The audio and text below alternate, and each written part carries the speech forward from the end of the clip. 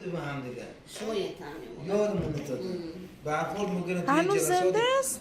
توی مراسمی چی شما خود نصرتی تا حالا نمونده؟ چرا؟ مراسم مریم نصرتی عروسی مریم برام نرده ببینه برات بکارم جا برام دخاله بزرگی میگنن چرا عروسی برام بوده 100%.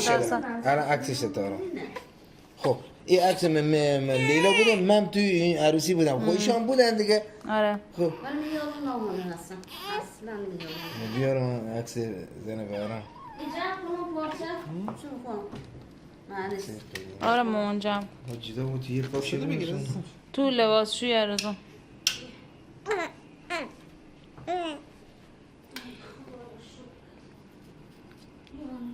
میشه بروز من تنظیم میکنم چقدر عکس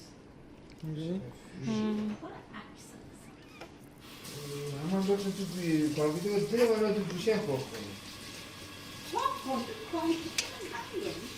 هر سری کامپیوتر بازم تلمونه حالا مثلا عکس ساختمون اون بده که چی آخه کی توت کردن نه من مرحله لباس خوب ساختمون مستد باید خوش کن جالب دیدم اون خواب باک کن باید دلت بشه چیز آره میگه چه رنگی داره؟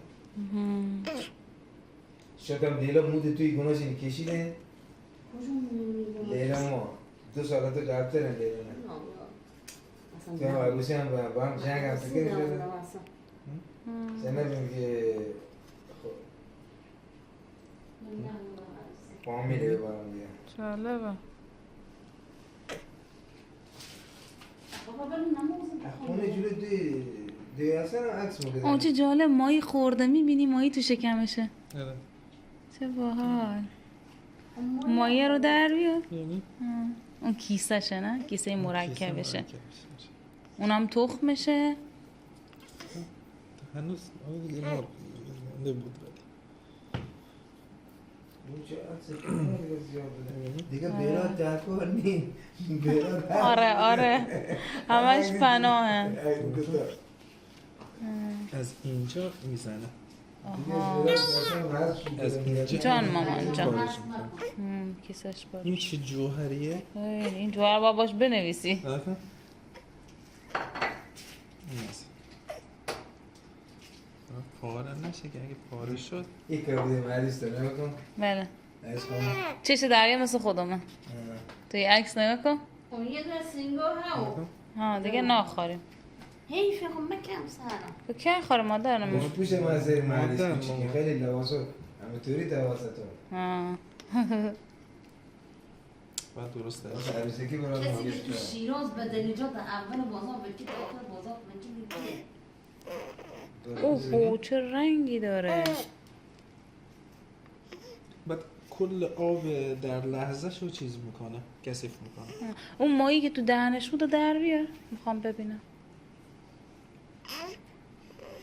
ماهی تو دهنش آره می‌کنه؟ آره زیرشه آها نگاه دمشو میبینی این. چه باحال ماهی خورده بکشش بیرون. ببین این جلو دوربین بگیر عزیزم آها، اینجا بگیرم اینجا عزیزم دوربین اینجاست این ماهی رو خورده بود ایشون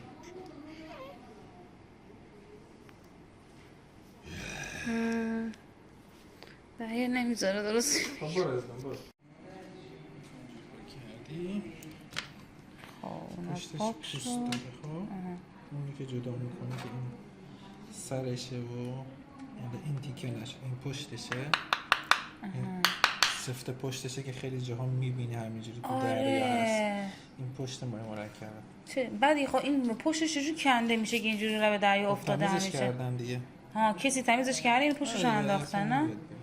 بعد این وصله به این کلا کیسه مرکبشه میبینی؟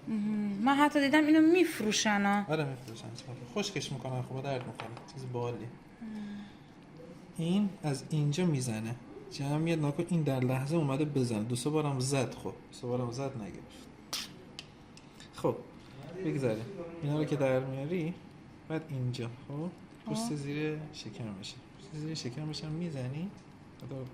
چاقو خیلی افتضاحه. گوشت خودش سفته.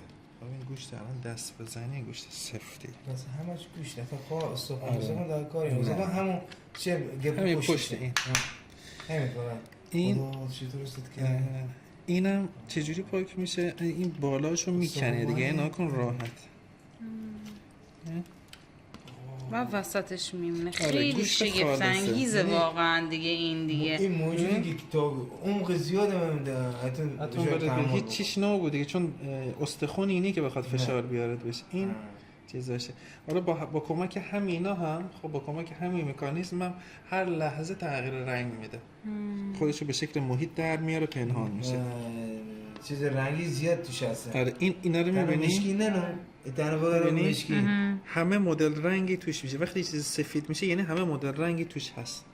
تو همون لحظه که دستش گرفته بود مثلا تو دستت که میگیری سریع هم رنگ دستت میشه، میذاریش تو گونی هم رنگ گونی میشه. چه جالبه. حس میکنه سریع. خب این گوشت اول اینکه انکاس به هر کسی نمیسازه، گوشتش خیلی سنگینه.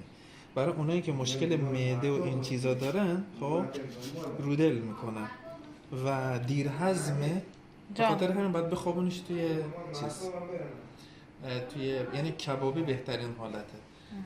پیشنهاد میکنم اگه میخوایم بخورین حتما یه تیکه کوچیک مزه کنین. آره یه تیکه کوچیک مزه بکنید، خیلی کوچیک مزه بکنید. ببین چه جوری بعد